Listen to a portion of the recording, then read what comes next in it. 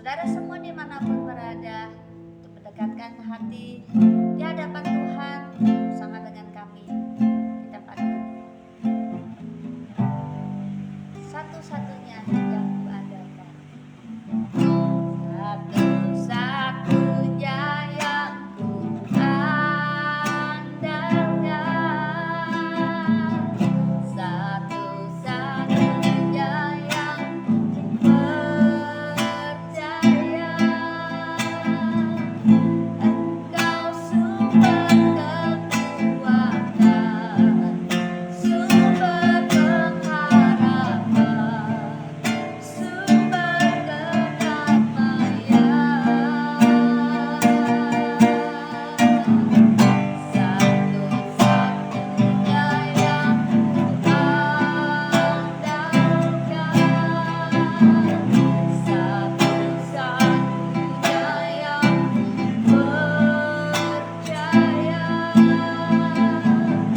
Engkau Tuhan memberkati, Tuhan penyembuhku, Tuhan pemulihku, satu-satunya yang kuandalkan,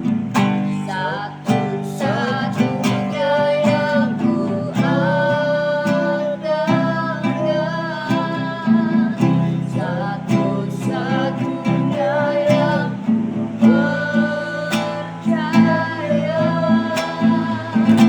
Engkau sumber kekuatan, sumber pengharapan, sumber kedamaian. Satu-satunya yang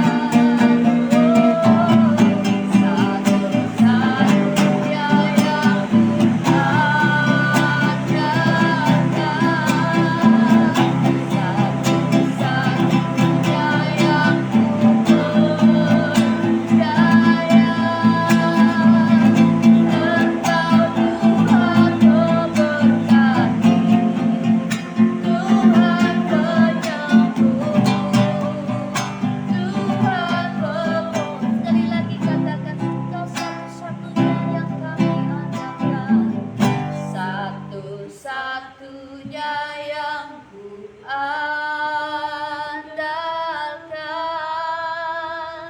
satu-satunya yang kupercaya.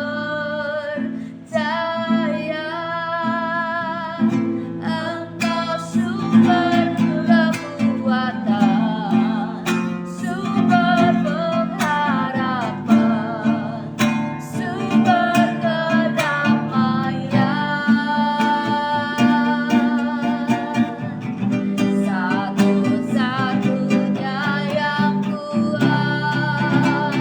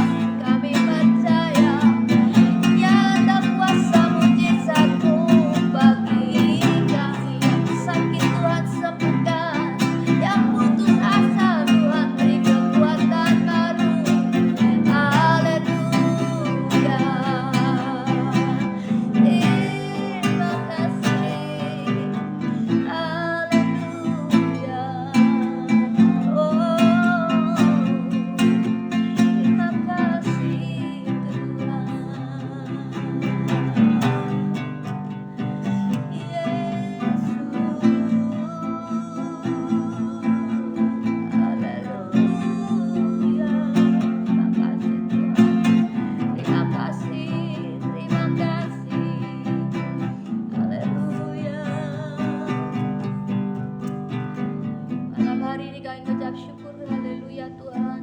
Cinta kasih-Mu di dalam hidup kami yang hari ini boleh kami jalani, boleh kami lalui bersama dengan Engkau. Langkah demi langkah kami boleh melihat kuasa penyertaan Tuhan, dan kami boleh melihat kebaikan Tuhan di mana Tuhan memelihara hidup kami hari ini. Segala puji syukur kami naikkan kepadamu Tuhan. Hari ini kami akan berdoa, kami akan bersyafaat. Suci berdoa untuk bangsa Indonesia, berdoa juga untuk jemaat GPS yang sakit. Bapa di dalam surga, kembali kami mengucap syukur Bapa. Kami bersyukur untuk kesehatan, kekuatan yang sudah Engkau berikan Bapa. Terlebih kami bersyukur Bapa untuk segala kebaikan yang telah Engkau limpahkan dalam hidup kami Bapa. Bapa, saat ini kami membawa bangsa kami, bangsa Indonesia Bapa. Kiranya berkat-Mu turun atas bangsa kami ini Bapa. Engkau melawat bangsa kami ini Bapa. Engkau memberkati bangsa kami ini Bapa dengan berkat-berkat yang dari Engkau Bapa. Engkau memberkati bangsa kami ini Bapa, melawat setiap orang-orang yang ada di bangsa ini Bapa. Terlebih kami berdoa Bapa untuk para pemimpin bangsa kami ini Bapa.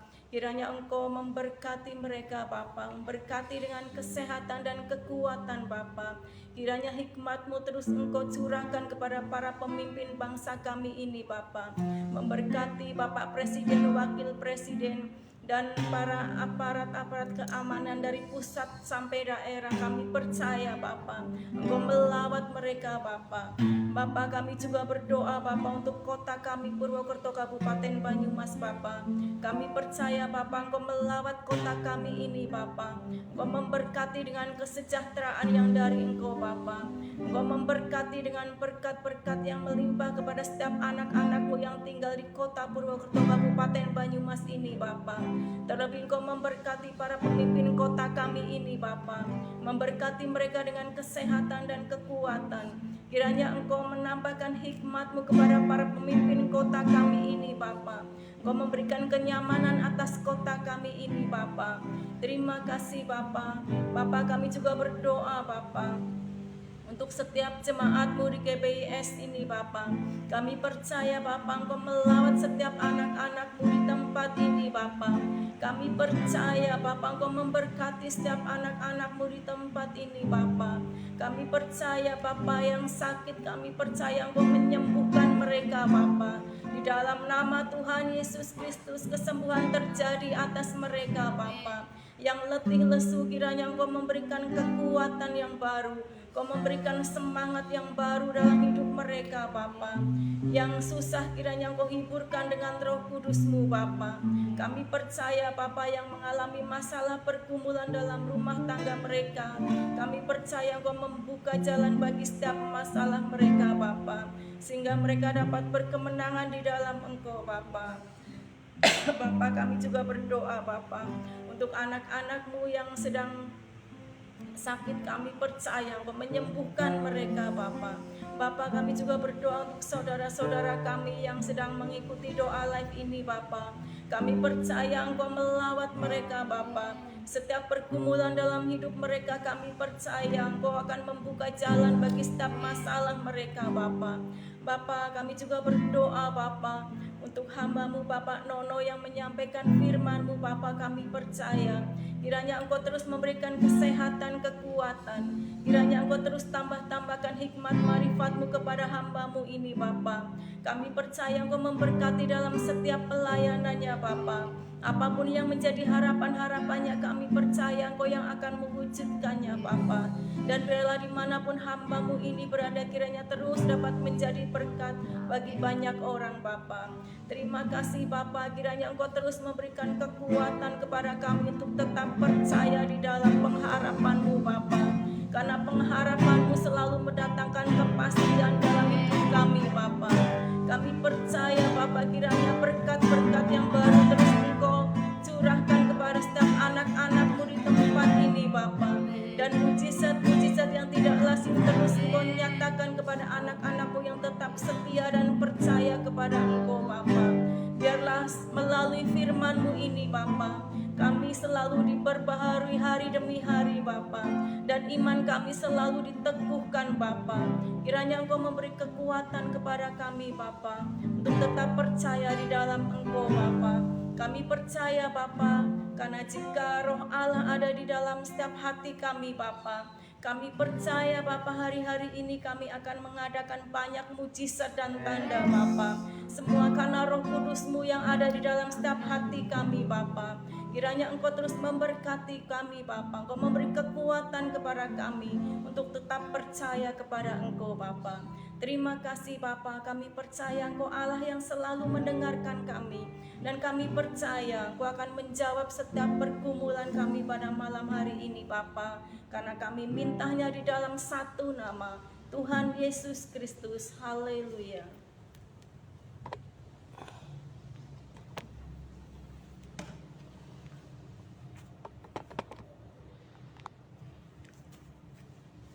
Terima kasih Tuhan, malam hari ini kami selalu merindukan akan firman-Mu. Beri kami kekuatan untuk melakukan sesuatu yang menjadi tujuan-Mu dalam hidup kami hari-hari ini. Dan kami rindu dan percaya firman-Mu tergenapi dalam hidup kami. Orang-orang yang mengandalkan Tuhan, hidupnya akan melakukan perkara-perkara yang besar.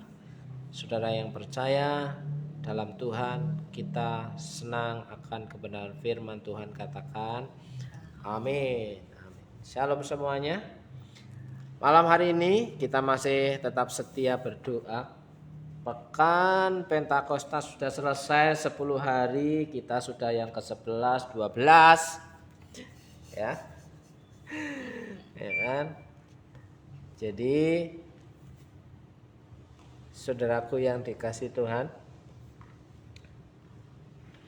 Pentakosta itu berkelanjutan tiap-tiap hari tanpa harus ada momen-momen khusus, karena Pentakosta berbicara tentang kuasa Roh Allah, kuasa Roh Kudus. Dari mana kita dapat menikmati dan melakukan apa yang Roh Kudus kehendaki, Roh Kudus pimpin? Kita harus membaca firman Tuhan. Hari ini kita akan membaca firman Tuhan dari 2 Korintus pasal yang ke-10, saudaraku. 2 Korintus pasal yang ke-10 ya.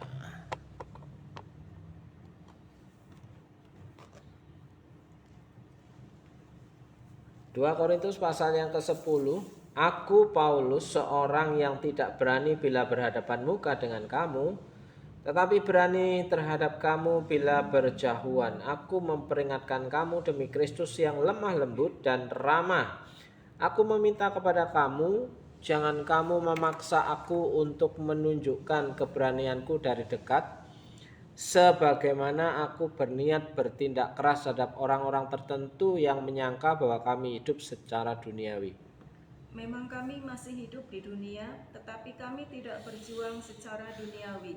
Karena senjata kami dalam perjuangan bukanlah senjata duniawi, melainkan senjata yang diperlengkapi dengan kuasa Allah yang sanggup untuk meruntuhkan benteng-benteng. Yes. Kami mematahkan setiap siasat orang dan merubuhkan setiap kubu yang dibangun oleh keangkuhan manusia untuk menentang pengenalan akan Allah. Kami menawan segala pikiran dan menaklukkannya kepada Kristus. Dan kami siap sedia juga untuk menghukum setiap kedurhakaan bila ketaatan kamu telah menjadi sempurna.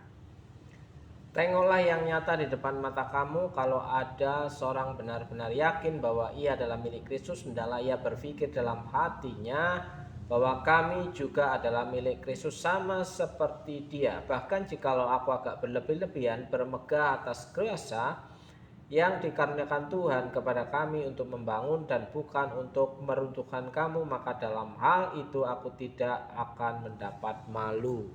Tetapi aku tidak mau kelihatan seolah-olah aku menakut-nakuti kamu dengan surat-suratku. Sebab kata orang, surat-suratnya memang tegas dan keras, tetapi bila berhadapan muka sikapnya lemah dan perkataan-perkataannya tidak berarti. Tetapi Tetapi hendaklah orang-orang yang berkata demikian menginsafi bahwa tindakan kami bila berhadapan muka sama seperti perkataan kami dalam surat-surat kami bila tidak berhadapan muka. Memang kami tidak berani menggolongkan diri kepada atau membandingkan diri dengan orang-orang tertentu yang memujikan diri sendiri. Mereka mengukur dirinya dengan ukuran mereka sendiri dan membandingkan dirinya dengan diri mereka sendiri. Alangkah bodohnya mereka. Sebaliknya kami tidak mau bermegah melampaui batas, melainkan tetap di dalam batas-batas daerah kerja yang dipatok Allah bagi kami, yang meluas sampai kepada kamu juga.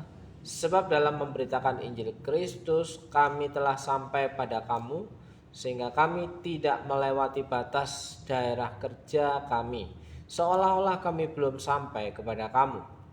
Kami tidak bermegah atas pekerjaan yang dilakukan oleh orang lain di daerah kerja yang tidak dipatok untuk kami.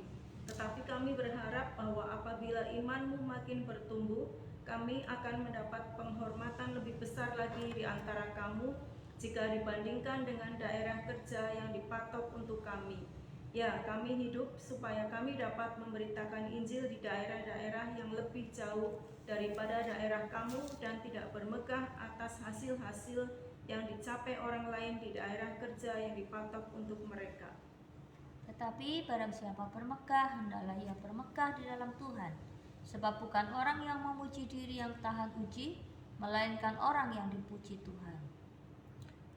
Alangkah baiknya jika kamu sabar terhadap kebodohanku yang kecil itu. Memang kamu sabar terhadap aku, sebab aku cemburu kepada kamu dengan cemburu ilahi, karena aku telah mempertunangkan kamu kepada satu laki-laki untuk membawa kamu sebagai perawan suci kepada Kristus.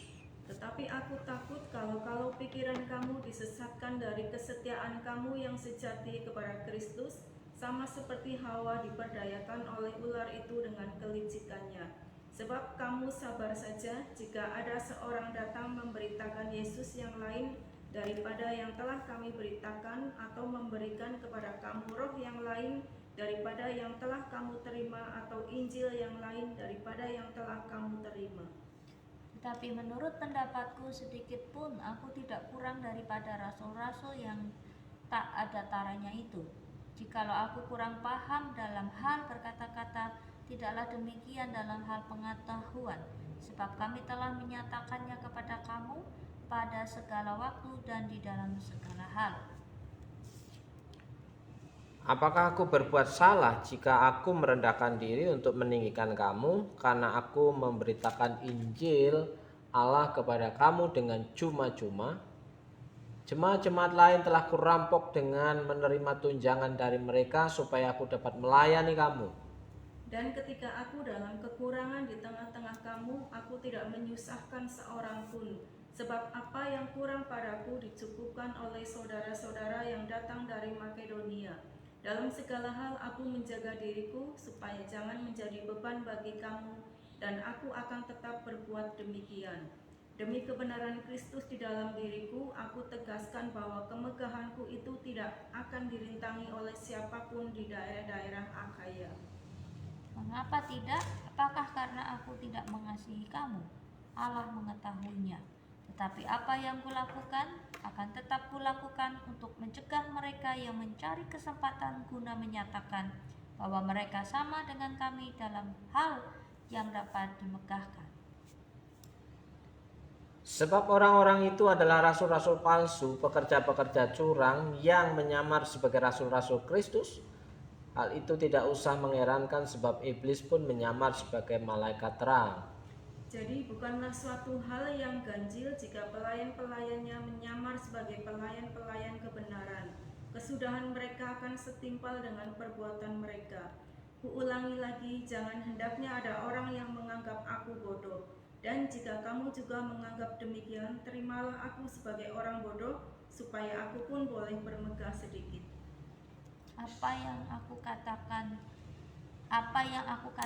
aku mengatakannya bukan sebagai seorang yang berkata menurut firman Tuhan, melainkan sebagai seorang bodoh yang berkeyakinan bahwa ia boleh bermegah.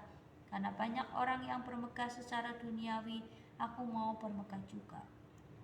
Sebab kamu suka sabar terhadap orang bodoh karena kamu begitu bijaksana. Karena kamu sabar jika orang memperhambakan kamu, jika orang menghisap kamu, jika orang menguasai kamu, jika orang berlaku angkuh terhadap kamu, jika orang menampar kamu. Dengan sangat malu aku harus mengakui bahwa dalam hal semacam itu kami terlalu lemah. Tetapi jika orang-orang lain berani membanggakan sesuatu, maka aku berkata dalam kebodohan berani juga. Apakah mereka orang Ibrani? Aku juga orang Ibrani. Apakah mereka orang Israel? Aku juga orang Israel. Apakah mereka keturunan Abraham? Aku juga keturunan Abraham.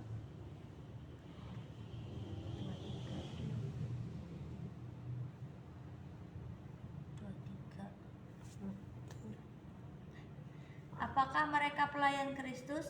Aku berkata seperti orang gila. Aku lebih lagi. Aku lebih banyak berjerih lelah, lebih sering di dalam penjara, didera di luar batas, kerap kali dalam bahaya maut. 5 kali aku disesah orang Yahudi, setiap kali 40 kurang 1 pukulan. 3 kali aku didera, 1 kali aku dilempari dengan batu, 3 kali mengalami karam kapal, sehari semalam aku terkatung-katung di tengah laut. Dalam perjalananku aku sering diancam bahaya banjir dan bahaya penyamun, bahaya dari pihak orang Yahudi dan dari pihak orang-orang bukan Yahudi, bahaya di kota, bahaya di padang gurun, bahaya di tengah laut, dan bahaya dari pihak saudara-saudara palsu. Aku banyak berjerih lelah dan bekerja berat. Kerap kali aku tidak tidur, aku lapar dan dahaga. Kerap kali aku berpuasa, kedinginan dan tanpa pakaian. Dan dengan tidak menyebut banyak hal-hal lain lagi, urusanku sehari-hari yaitu untuk memelihara semua jemaat-jemaat. Jika ada orang merasa lemah, tidakkah aku turut merasa lemah? Jika ada orang tersandung, tidakkah hatiku hancur oleh duka cita? Jika aku harus bermegah, maka aku akan bermegah atas kelemahanku. Allah, yaitu Bapa dari Yesus Tuhan kita yang terpuji sampai selama-lamanya, tahu bahwa aku tidak berdusta. Di Damsyik, wali negeri Raja Aretas menyuruh mengawal kota orang-orang Damsyik untuk menangkap aku. Tetapi dalam sebuah keranjang aku diturunkan dari sebuah tingkap keluar tembok kota, dan dengan demikian aku terluput dari tangannya. Pembacaan kita 2 pasal malam hari ini, Bapak Ibu, Saudara yang dikasih Tuhan. Nah, di sini berbicara tentang kemegahan dan sebuah sikap, ya. Sepertinya Paulus itu dicap orang kalau di surat-suratnya itu tegas, keras, tapi kalau ketemu muka dengan muka seperti lembek, ya kan? Kayak ayam sayur misalnya kan. Ya, lembek gitu kan, nggak punya kegarangan. Coba Bapak Ibu kita renungkan bahwa ketika seorang hamba Tuhan, ya, kecuali Yunus, memang dia beda sendiri, lain sendiri. Ya, ketika khotbah langsung cetar. Bertobatlah, kalau tidak ya kamu akan ditunggang balikan dalam waktu tertentu. Ya, itu saya kira hanya Yunus ya.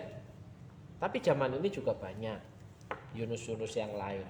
Tapi kebanyakan adalah seperti Paulus ya. Paulus menggembalakan jemaat itu keras dalam suratnya, tapi lembut dalam tatap muka. Coba kalau Paulus dianggap orang tidak berani berkata keras, tidak berani berkata kasar. Coba kalau Paulus langsung cetar bertatapan muka. Apa yang bisa kita bayangkan? Ya. Jadi di situ ada banyak orang menganggap bahwa Paulus itu enggak gentleman ya, nggak laki banget, nggak pria punya cerita, ya kan?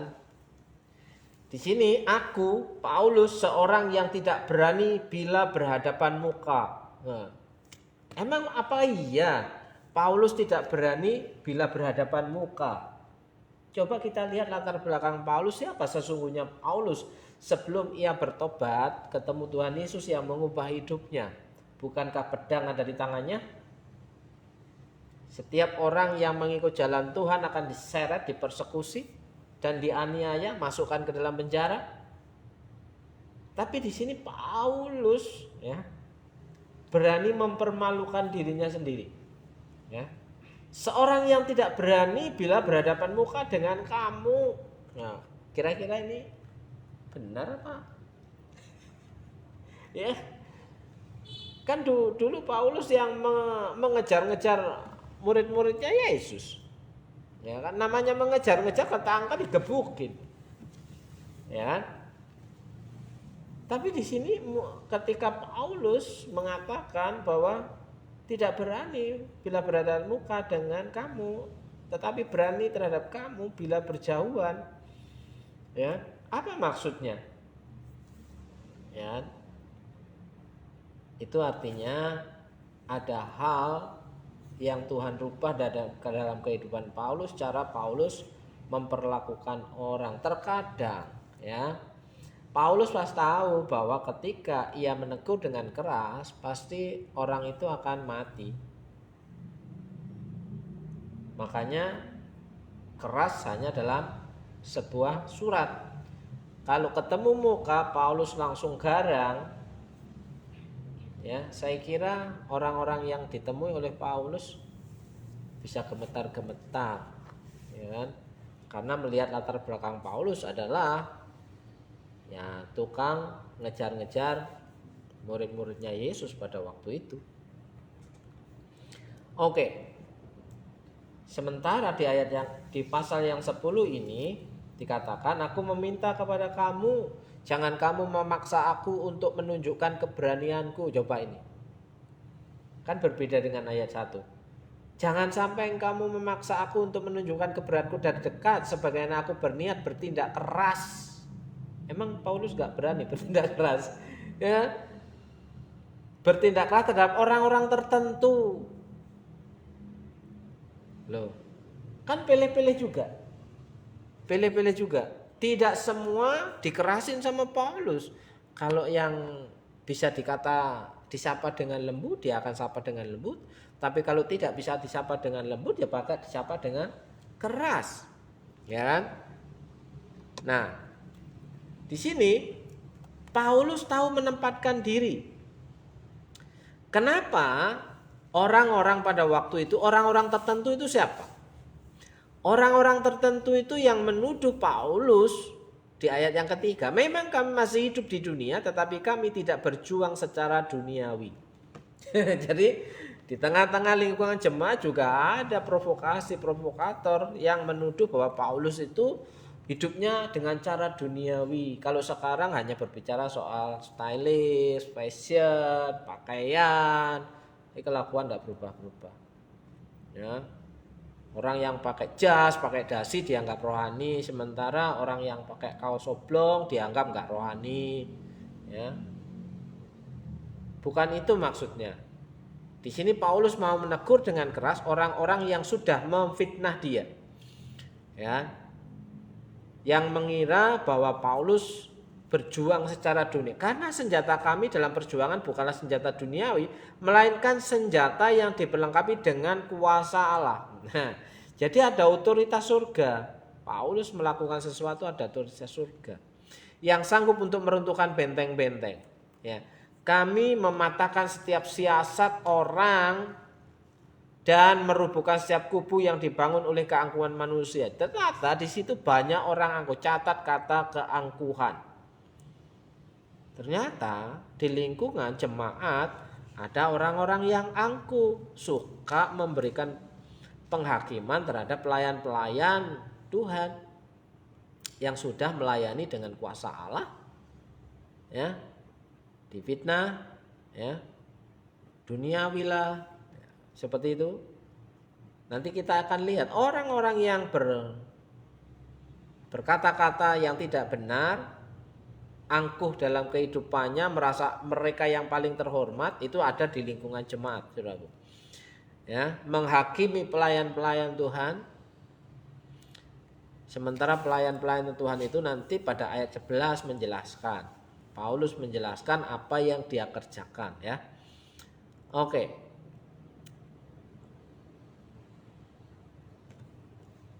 Saya baca ulang. Setiap kubu yang dibangun oleh keangkuhan manusia untuk menentang pengenalan akan Allah. Jadi Paulus mengajak orang untuk mengenal Allah, tapi orang-orang yang angkuh justru menghalang-halanginya. Ya. Malas ibadah, ya, provokasi orang lain sehingga orang-orang itu juga ikut malas ibadah. Kami menawan segala pikiran dan menaklukkannya kepada Kristus. Kami itu Paulus dan kawan-kawan menaklukkan pikiran dan menaklukkan segala pikiran dan menawan segala pikiran dan menaklukkannya kepada Kristus. Ada tunduk pada otoritas Kristus, saudaraku. Ya. Dan kami siap sedia juga untuk menghukum setiap kedurhakaan bila ketaatan kamu telah menjadi sempurna. Jadi Paulus bisa berkata keras, tegas kalau ada ketidakbenaran. Tapi yang dianggap oleh banyak orang itu hidup secara duniawi, kasar. Ya. Nah, sementara Paulus di situ berkata, aku akan berkata keras kepada orang-orang tertentu. Catat baik-baik, orang-orang tertentu. Jadi di antara jemaat tidak semuanya baik. Ada serigala di tengah-tengah domba di situ. Tengoklah yang nyata di depan mata kamu. Kalau ada seorang benar-benar yakin bahwa ia adalah milik Kristus, hendaklah ia berpikir dalam hatinya bahwa kami juga adalah milik Kristus sama seperti dia.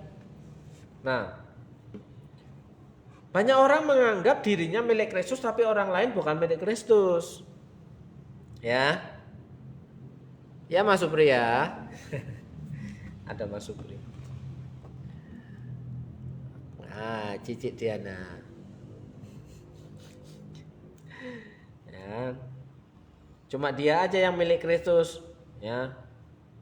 Cuma dia aja yang menyampaikan pesan Kristus, sementara hamba-hamba Tuhan yang melayani itu bukan hamba Kristus itu.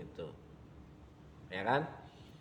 Itu orang-orang yang akan ditegur dengan keras, ya kan? Bahkan jikalau aku agak berlebih-lebihan bermegah atas kuasa dan yang dikaruniakan Tuhan kepada kami untuk membangun dan bukan untuk meruntuhkan kamu. Tujuannya bukan untuk meruntuhkan jemaat, tapi untuk membangun. Ya, maka dalam hal itu aku tidak akan mendapat malu. Pede aja kalau memang benar. Percaya diri kalau kita mengatakan hal yang benar. Bukan untuk kepentingan pribadi, tapi untuk membangun rohani umat, rohani jemaat. Pede, percaya diri. Kenapa banyak orang tidak percaya diri dalam melayani Tuhan? Gak enak sama si A, gak enak sama si B. Melayani Tuhan kok gak enak sama si A, sama si B, sama si C. Loh, berarti kan sama-sama gob. Iya kan? Melayani Tuhan, fokusnya Tuhan. Bukan karena gak enak sama si A, si B. Memang orang yang dipilih Tuhan tuh banyak yang tidak suka. Banyak yang cemburu, banyak yang iri. Lah kok kita terpengaruh dengan mereka? Ya kan? Mereka harusnya senang kalau orang itu bisa melayani Tuhan. Kenapa justru cemburu, iri, menfitnah, ya? Suka bikin hoak, ya kan? Di sini Paulus buka-bukaan, ya. Tetapi aku tidak mau kelihatan seolah-olah aku menakut-nakuti kamu dengan surat-suratku. Ya kan? Paulus masih punya hati. Supaya tidak terkesan menakut-nakuti. Kalau kamu nanti enggak taat masuk neraka. Gitu kan? Sebab kata orang surat-suratnya memang tegas dan keras. Tetapi bila berhadapan muka sikapnya lemah. Dan perkataan tidak berarti. Nah, jadi diremehin kan? Serba salah memang, jadi hamba Tuhan tuh serba salah. Ya, ngomong lembut seperti nggak ada kuasanya, ngomong keras kayak nggak ada etikanya. Ya kan? Nggak ngomong apa-apa, tambah rusak. Tetapi hendaklah orang-orang yang berkata demikian menginsafi, insaf bro, insaf, ya kan? Bahwa tindakan kami bila berhadapan muka sama seperti perkataan kami dalam surat-surat kami. Nah, sudah kelihatan? Sama, baik di surat maupun di tatap muka sama. Bila tidak berhadapan muka, ya kan? Nah, ini pendapat Paulus tentang dirinya. Memang kami tidak berani menggolongkan diri kepada atau membandingkan diri dengan orang-orang tertentu yang memujikan diri kami. Paulus tidak membandingkan dirinya dengan orang-orang yang suka memuji dirinya sendiri ya. Berterima kasih kepada dirinya sendiri. Berterima kasih kepada keluarganya sendiri di depan umum. Berterima kasih terhadap istrinya di depan umum. Kan ngomong di rumah juga bisa. Terima kasih istriku. Loh, di rumah kan juga bisa. Kenapa harus di podium? Ya kan?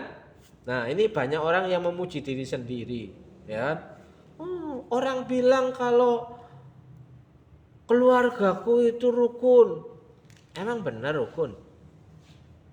Kalau mau jujur emang benar. Ya kan? Sini ya. Mereka mengukur dirinya dengan ukuran mereka sendiri. Dan membandingkan dirinya dengan diri mereka. Ukurannya diri sendiri terus nih. Orang-orang tertentu yang mau ditegur dengan keras oleh Paulus itu ukurannya dirinya sendiri, bukan firman Tuhan. Ya. Nah, ini orang-orang yang model kayak gitu layak untuk mendapatkan perkataan-perkataan yang keras. Sebaliknya kami tidak mau bermegah melampaui batas, melainkan tetap di dalam batas-batas daerah kerja yang dipatok Allah bagi kami yang meluas sampai kepada kamu. Jadi ini prinsip kerja ya. Prinsip kerja pelayanan, tahu batas, patok-patok yang dibatas oleh Allah, apa yang harus dikerjakan, jangan ngurusin patoknya orang lain. Ya kan? Urusilah tugasmu sendiri. Apakah kamu sudah melakukan tugas dari Tuhan, mandat dari Tuhan dalam hidupmu kepada orang lain? Jangan ngurusin tugasnya orang lain, gitu loh maksudnya. Ya, perhatikan baik-baik ayat 14. Sebab dalam memberitakan Injil Kristus kami telah sampai kepada kamu sehingga kami tidak melewati batas kerja, batas daerah kerja kami seolah-olah kami belum sampai kepada kamu. 15. Kami tidak bermegah atas pekerjaan yang dilakukan oleh orang lain di daerah kerja yang tidak sepatok untuk kami. Ya, jelas di sini bahwa orang-orang tertentu itu ngurusin pekerjaan Paulus sementara mereka nggak kerja apa-apa. Paulus sudah banting semuanya. Nanti kita lihat di pasal 11. Ya. Apakah orang-orang tertentu yang menuduh Paulus hidup secara duniawi itu mensupport Paulus atau tidak? Atau justru celometan di luar sana ngomongin kepada jemaat Tuhan bahwa Paulus itu hidup secara duniawi. Ngurusin batas kerja Paulus. Ya. Di sini kita lihat ayat yang selanjutnya. Tetapi kami berharap bahwa apabila imanmu makin bertumbuh, kami akan mendapat penghormatan lebih besar lagi di antara kamu jika dibandingkan dengan daerah kerja yang dipatok untuk kami. Ukuran pelayanan bagi Paulus adalah iman yang bertumbuh, bukan banyak kata, banyak cakap, ngurusin hidup orang lain, ngurusin pelayanan orang lain, ngurusin tugas orang lain. Sebenarnya tugasnya sendiri nggak pernah dikerjakan. Ya, kami hidup supaya kami dapat memberitakan Injil di daerah-daerah yang lebih jauh. Yang diurusin Paulus bukan jemaat itu aja. Dia bisa memberitakan Injil di daerah-daerah yang lain kepada orang-orang yang tidak mengenal Injil. Nah, sementara orang-orang tertentu yang suka gosipin Paulus nggak kerja apa-apa, ya kan? Di sini selanjutnya, dan tidak bermegah atas hasil yang dicapai orang lain di daerah kerja yang dipatok untuk mereka. Tetapi barang siapa bermegah, hendaklah ia bermegah di dalam Tuhan. Boleh dong bermegah, tapi bermegah dalam Tuhan. Sebab bukan orang yang memuji diri yang tahan uji, melainkan orang yang dipuji Tuhan. Kalau Tuhan yang muji pasti baik, tapi kalau orang lain yang muji belum tentu. Wih, baik banget ya. Itu kan supaya kamu senang aja. Tapi kalau Tuhan nggak muji, ya, lebih baik bermegah di dalam Tuhan. Bermegah di dalam Tuhan itu maksudnya apa sih? Ya, bermegah di dalam Tuhan itu kita melakukan sesuatu pekerjaan yang Tuhan senang melihat kita bekerja. Bukan senang kita maido orang lain yang sudah bekerja. Ya. Orang lain sudah kerja keras, kita cuma maido doang. Nyacat tok isone.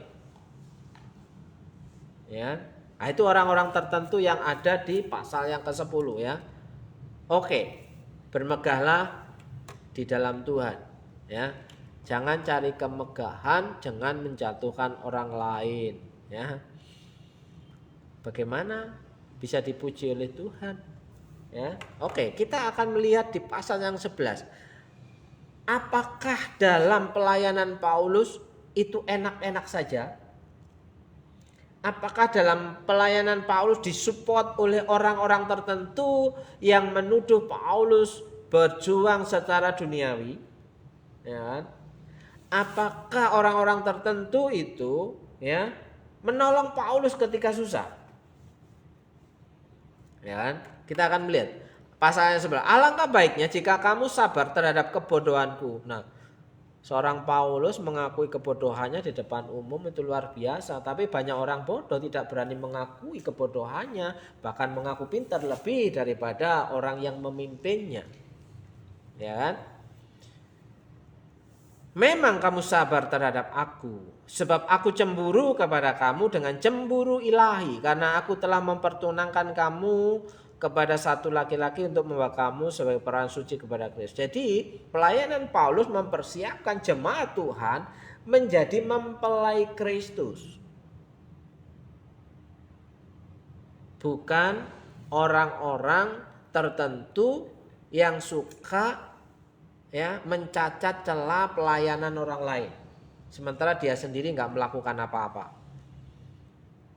Tetapi aku takut kalau pikiran kamu disesatkan dari kesetiaan kamu yang sejati kepada Kristus, sama seperti Hawa diperdayakan oleh ular itu dengan kelicikannya. Sebab kamu sabar saja jika ada seorang yang datang memberitakan Yesus yang lain. Orang-orang tertentu itu yang dibawa bukan kabar baik, tapi Yesus yang lain. Ya. Bukan Yesus Kristus yang mati di kayu salib, yang menebus dosa, membuat orang menjadi hidup baru dalam Tuhan.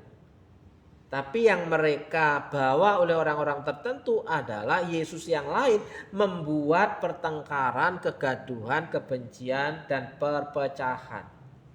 Itu Yesus yang lain. Kalau Yesus Kristus yang diberitakan terjadi kerukunan, ya kan? Ayat berapa? 4. Sebab kamu sabar jika ada seorang datang memberikan Yesus yang lain daripada yang telah kami beritakan, aku memberikan kepada kamu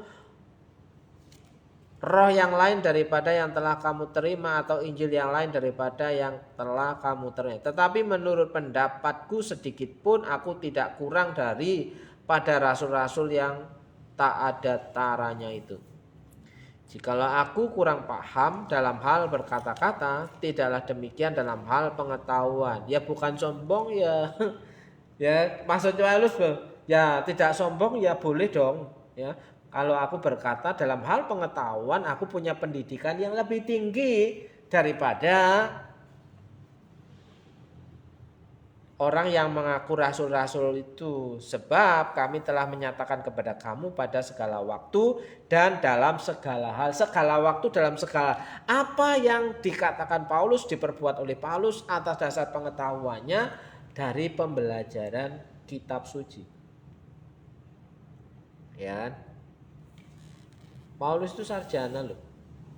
Sementara orang-orang tertentu di situ bukan sarjana. Ya. Oke.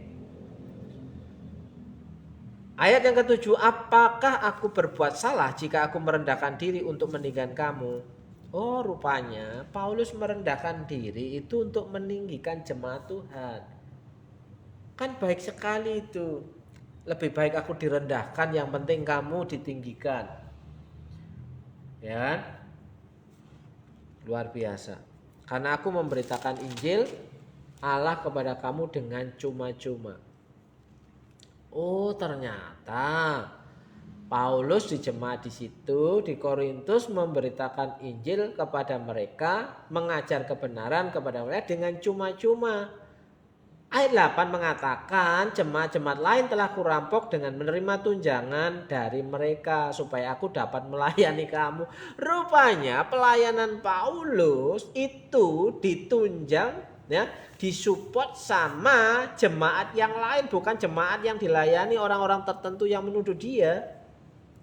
Ya, untuk bisa melayani orang-orang yang ada di situ, Paulus didanai, disupport, disokong oleh jemaat yang lain. Dikatakan telah kurampok dengan menerima tunjangan dari mereka.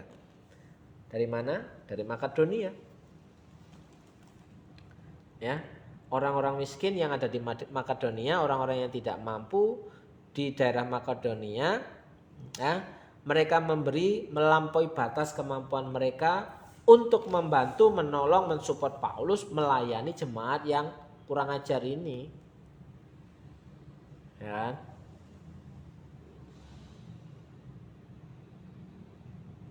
Dan ketika aku dalam kekurangan di tengah-tengah kamu, aku tidak menyusahkan seorang pun. Catat baik-baik. Ketika Paulus memberikan dengan cuma-cuma, malah dituduh yang macam-macam. Sebab apa yang kurang padaku dicukupkan oleh saudara-saudara yang datang dari Makedonia. Walah, rupanya yang suka usil, yang suka ngoreksi, tidak memberikan support apapun, ambil bagian apapun, cuma ingin menjatuhkan nama Paulus di situ. Dalam segala hal aku menjaga diriku supaya jangan menjadi beban bagi kamu, dan aku akan tetap berbuat demikian. Itu komen Paulus. Demi kebenaran Kristus dalam diriku, aku tegaskan bahwa kemegahanku itu tidak akan dirintangi oleh siapapun di daerah-daerah Akaya. Mengapa tidak? Apakah karena aku tidak mengasihi kamu? Allah mengatakan. Nah, rupanya ada orang yang menuduh Paulus tidak mengasihi kami, Paulus tidak mengasihi kalian. Fik ya. Modusnya sama dengan orang-orang zaman sekarang. Ya, yang suka menjelek-jelekan hamba-hamba Tuhan itu modusnya sama. Ya. No action, talk only. Ya. Tidak ada tindakan apa-apa, hanya banyak bicara, suka menghakimi, suka mengoreksi, dia tidak memberikan. Gak tahu kalau orang-orang yang dihakimi itu hidup cari makan sendiri. Ya. Tetapi apa yang kulakukan akan tetap kulakukan untuk mencegah mereka yang mencari kesempatan guna menyatakan bahwa mereka sama dengan kami. Oh, rupanya orang-orang usil itu ingin derajatnya sama dengan Paulus loh. Kalau kamu hamba Tuhan, aku juga hamba Tuhan. Gitu kan? Jadi ketika keinginannya tidak tercapai, ia memfitnah Paulus. Jadi paham di situ, Pak? Oke. Rupanya banyak yang iri dengan status Paulus di sini ya. Coba iri dengan yang ini. Sebab orang-orangnya adalah rasul-rasul palsu. Ngaku rasul. Pekerja-pekerja curang yang menyamar sebagai rasul-rasul Kristus. Hal ini tidak usah mengherankan sebab iblis pun menyamar sebagai malaikat terang. Sebagai malaikat terang padahal iblis. Ya. B. Kita akan lihat, kuulangi lagi 16. Jangan hendaknya ada orang-orang menganggap aku bodoh. Ini Paulus mengadakan pembelaan diri ya. Boleh dong mengadakan pembelaan diri. Naik banding. Dan jika kamu juga menganggap demikian, terimalah aku sebagai orang bodoh supaya aku pun boleh bermegah sedikit. Sedikit saja, gak usah banyak-banyak. Supaya aku tidak menjadi orang bodoh-bodoh amat. Maksudnya Paulus begitu. Apa yang aku lakukan? Apa yang aku katakan? Aku mengatakannya bukan sebagai seorang yang berkata menurut firman Tuhan, melainkan sebagai seorang bodoh yang berkeyakinan bahwa ia boleh bermegah. Ya pura-pura bodoh. Karena banyak orang yang bermegah secara duniawi, aku mau bermegah juga. Boleh dong aku sama dengan mereka? Nah, karena banyak orang yang bermegah secara dunia, aku mau bermegah juga. Sebab kamu suka sabar terhadap orang bodoh karena kamu begitu bijaksana. Bijaksana sekali orang-orang itu. Karena kamu sabar jika orang memperhambakan kamu, jika orang menghisap kamu. Ternyata mereka itu sabar. Sabar ya. Tapi di sini kenyataannya apa? Tetapi jika orang lain berani membanggakan sesuatu, maka aku berkata dalam kebodohan berani juga. Apakah mereka orang berani? Aku juga orang berani. Apakah mereka orang Israel? Aku juga orang Israel. Apakah mereka keturunan? Aku juga keturunan Abraham. Apakah mereka pelayan Kristus? Aku berkata seperti orang gila. Ya. Aku lebih lagi. Aku lebih banyak berjeri lelah. Wah, ini boleh dong bermegah. Aku lebih banyak berjeri lelah, sering di dalam penjara, didera di luar batas, kerap kali dalam bahaya maut.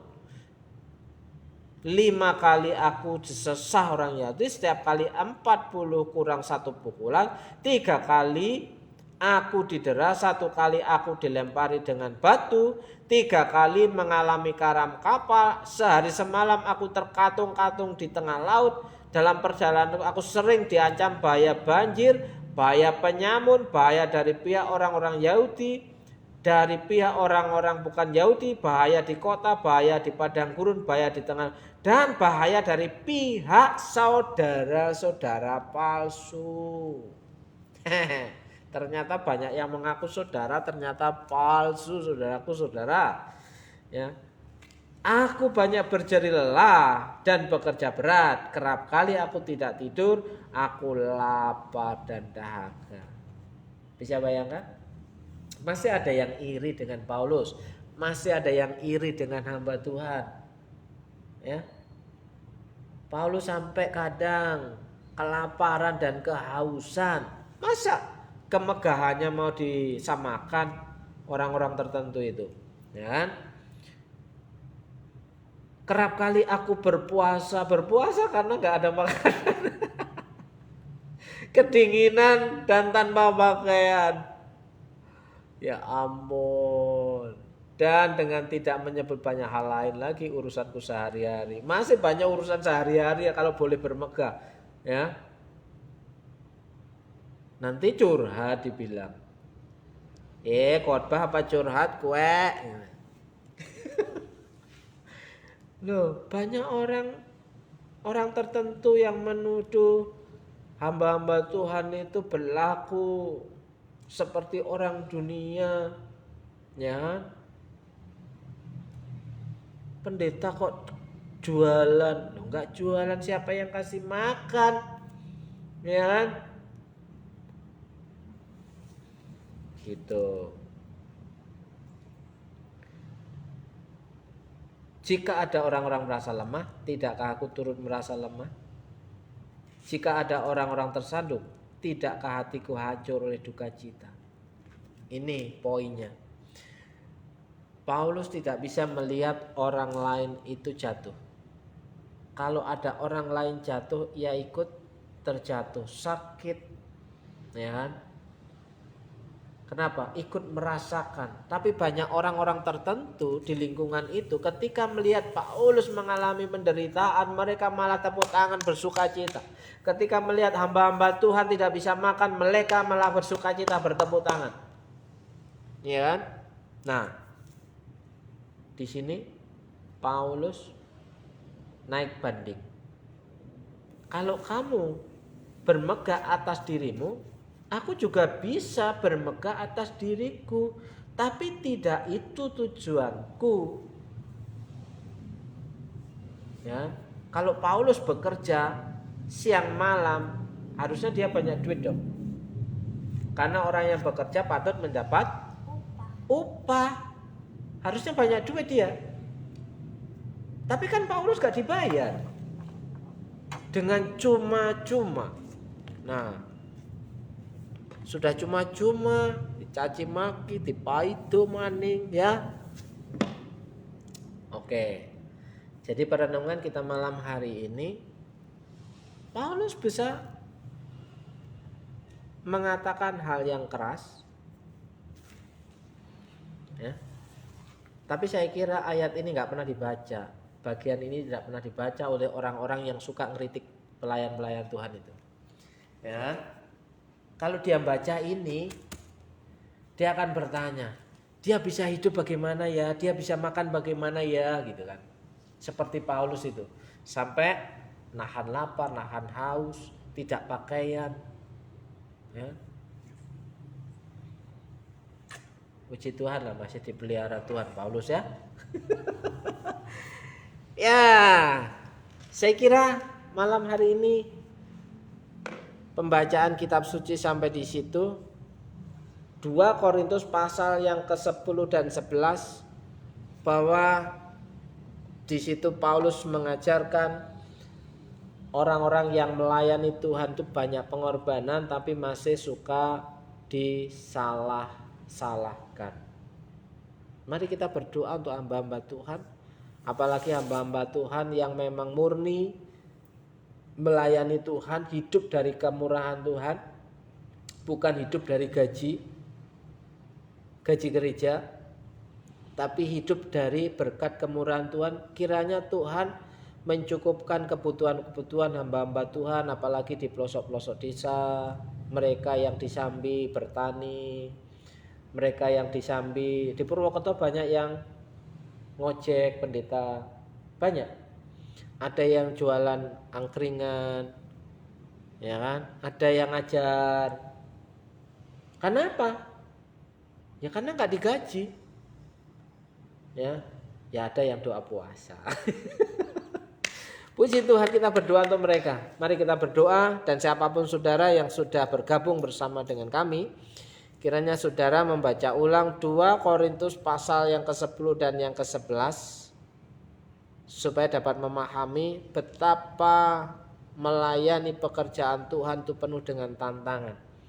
Dalam berkat nama Yesus, kami malam hari berdoa buat hamba-hamba Tuhan yang melayani di pelosok-pelosok desa, yang kurang mendapatkan perhatian dan dukungan. Mereka harus berjuang dengan kebutuhan hidupnya, makan sehari-hari, untuk kebutuhan istri dan anak-anaknya. Kira Tuhan menolong dan memelihara mereka. Tuhan memberkati hidup mereka, mencukupkan kebutuhan mereka, sehingga mereka menerima sukacita bersama-sama dengan para malaikat kudusnya, dan juga dengan orang-orang baik di tengah-tengah mereka. Tuhan menggerakkan orang-orang tertentu, orang-orang baik, untuk memberkati hidup mereka. Dan sebisa mungkin Tuhan memberkati hidup kami, supaya kami dapat juga jadi berkat bagi banyak orang. Berkati setiap orang yang mendengar kebenaran firman Tuhan, hidupnya dipulihkan, berjumpa dengan Tuhan secara pribadi, dan hidupnya mengalami Tuhan. Yang sakit Tuhan jamah dan sembuhkan, yang sedang bergumul dengan rumah tangganya Tuhan pulihkan, yang sedang bergumul dengan pekerjaannya Tuhan memberkati dengan berkat keberuntungan dan keberuntungan dan keberuntungan. Dalam nama Yesus, saudara yang percaya Tuhan itu berkuasa atas hidupmu dan memberkati hidupmu. Katakan amin. Amin. Amin. Shalom semuanya. Salam buat Mas Supri, Cici Diana, dan GBS Pintu Iman Surakarta, dan yang lain-lain. Tuhan memberkati. Shalom.